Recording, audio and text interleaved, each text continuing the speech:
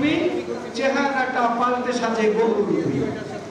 এই বহুরূপীদের খপ্পরে পড়েছে এখন বাংলাদেশ। এই বহুরূপীদের খপ্পরে পড়ার কারণে কখন কোথায় কি অবস্থা তৈরি হচ্ছে এটা বুঝতে বুঝতে অনেক সময় লেগে যায়।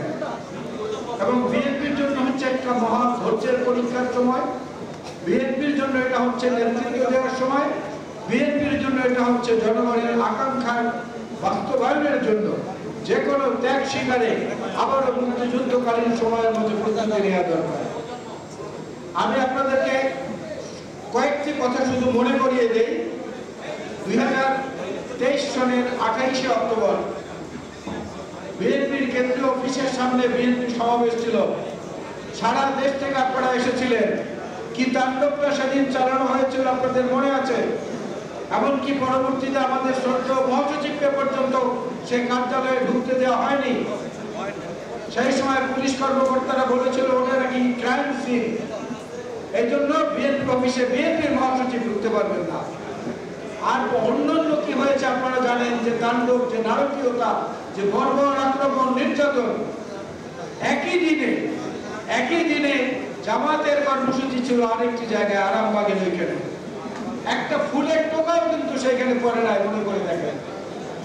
তারা নির্বিঘ্নে কর্মসূচি পালন করেছে, নির্বিঘ্নে নিশ্চিন্তে মনের সুখে ওখান থেকে আবার বাড়িতে ফেরত চলে গেছে।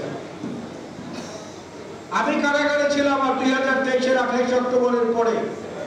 আগের ঘটনার পর্যায়ক্রমিক 23 অক্টোবরের পরেও গ্রেফতার হয়ে কারাগারে গিয়েছিলাম। আমার সঙ্গে কারাগারে ছিলেন জামাতের আমির সাহেব জনাব ডাক্তার শফিকুল হক। কিছুদিন পরে শুনলাম ওনাকে যে কারাগার বদল করা হয়েছে। কোথায়? কাশিমপুর 1-এ। খবর নিলাম কাশিমপুর 1-এ মিয়া গোলাম পরোয়ার আছেন, কাশিমপুর 1-এ রফিকুল ইসলাম খান আছেন, কাশিমপুর কারাগারে 1-এ আর জামাতের অন্যান্য নেতারাও আছেন। সবাইকে ওখানে একত্রে থাকার সুযোগ দেওয়া হলো। আর ওই কারাগারে কাশিমপুর 2-এর ওই ছেলে বিএনপি বলতেছিলাম আমি একা। অর্থাৎ ওখানেও কিন্তু তৎকালীন সরকারের কাছ থেকে জামাত সুবিধা পেয়েছে। এর পরবর্তীতে আসেন হাসিনা পতনের পরে হঠাৎ করে ছাত্র শিবির বের হলো। বলে আর ভাই তো ছাত্রলীগ করতো 5 তারিখের আগে পর্যন্ত। বলে যে হ্যাঁ, আমরাই তো ওইখানে ছদ্মবেশে ছিলাম। এখন জামাত ইসলামের নেতৃত্বে যারা আছে, এখন বর্তমানে এই জামাত ইসলামের নেতৃত্বে যিনি আছেন 1 নম্বরে তিনি, যিনি আছেন 2 নম্বরে তিনি, যিনি আছেন সেক্রেটারি হিসাবে তিনি, 3 জনই কিন্তু জাতীয় সমাজতান্ত্রিক দলের প্রধান। 3 জনই জাসদের লোক, গলাকাটা পার্টির লোক, রক্কাটা পার্টির লোক, গুলি করে মুক্তিযোদ্ধাদের হত্যা করার লোক, সাধারণ খানের দোসরেরা। গতকালকে দেখলাম হিন্দুদের সমাবেশ করেছেন জামাতের সেক্রেটারি সাহেব। খুব ভালো কথা, সনাতন ধর্মের লোকেরা আপনাদের কাছে গেছে, আপনারা ডেকেছেন, তারা গিয়েছেন, কিন্তু কথাবার্তা সব হচ্ছে বিএনপির বিরুদ্ধে। ওখানে কিন্তু সনাতন ধর্মাবলম্বীদের সঙ্গে কোনো কথা নাই। এক জায়গায় শুধু সেক্রেটারি বলেছেন অমুক মার্কা দেখেছি, অমুক মার্কা দেখেছি, অমুক মার্কা দেখেছি।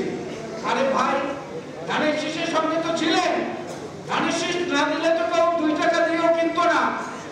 বাজারে শুকিয়ে যাওয়া করল্লার মতো কেউ কিনতো না আপনাদেরকে। 2018 বিএনপি ধানের শীষ নিয়ে নির্বাচন করেছেন। বড় বড় কথা বলেন।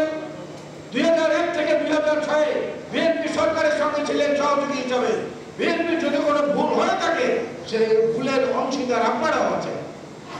আজকে বারবার আঙুল তোলেন কোথায়?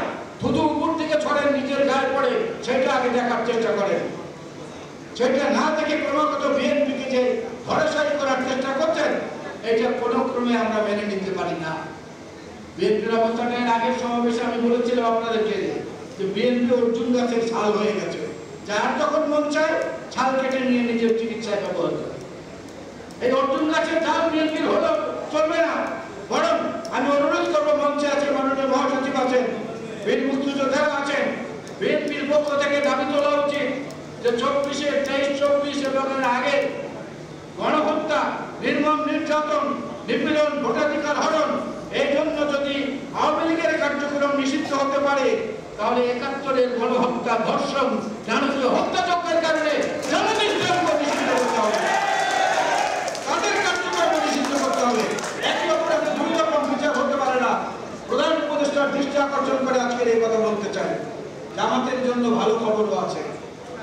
মুরগির বাচ্চারা মুরগিকে দুঃখ করে বলছে, মা, মানুষের এত সুন্দর সুন্দর নাম, আমাদের তো কোনো নাম হয় না কেন? আমরা এতগুলো বাচ্চা তোমার। মুরগি বলছে, না না না, তোমাদেরও নাম হয়। কোথায় নাম হয়? তোমরা মারা গেলে পরে তোমাদের নাম হয়। Chicken biryani, chicken roast, chicken burger, chicken tandoori, কত সুন্দর সুন্দর।